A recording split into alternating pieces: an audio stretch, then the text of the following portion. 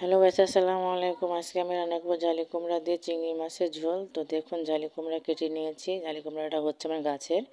আর এখানে দেখুন, পেঁয়াজ কুচি করে নিয়েছি, মরিচ কুচি করে নিয়েছি। এখানে চিংড়ি মাছ কেটে বেছে ধুয়ে নিয়েছি। এখন কড়াইতে দিয়ে দিলাম তেল। তেলটা গরম হলে এখানে দিয়ে দেবো পেঁয়াজ কুচি। পেঁয়াজটাকে ভালো করে সুন্দর করে ভেজে নেব, লাল লাল করে। তো দেখুন, পেঁয়াজটা দিয়ে দিলাম। এখন ভালো করে ভেজে নেব।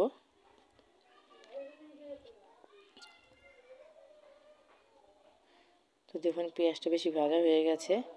এখন এখানে আমি দিয়ে দেব 1 চামচ মরিচ গুঁড়ো,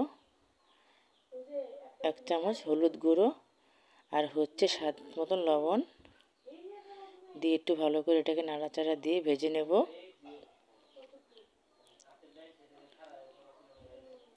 আর এখানে এখন সামান্য একটু পানি দেব, দিয়ে এটাকে ভালো করে কষিয়ে নেব, কারণ এখানে মাছটাকে কষানো হবে।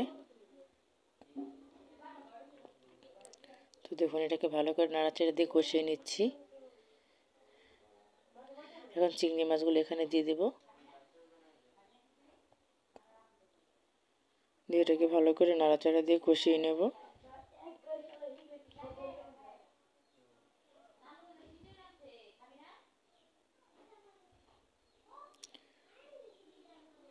তো দেখুন, ভালো করে কষিয়ে নিলাম। একটু ভাজা ভাজা করে কষিয়ে নিলে ভালো। ঢেকে দিচ্ছি একটু।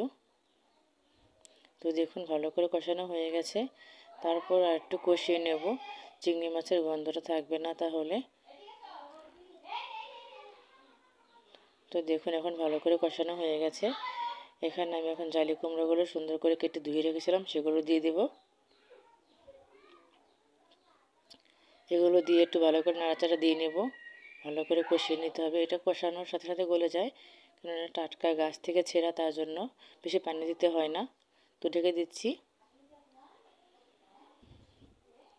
তো দেখুন, একদম সুন্দর গলে গেছে, অনেক সুন্দরভাবে গলে গেছে। এটাকে আরেকবার আমি ঢেকে দেব।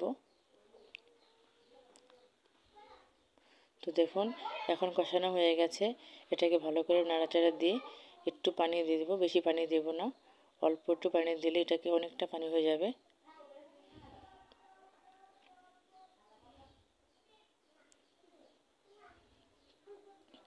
সামান্য পানি দেব।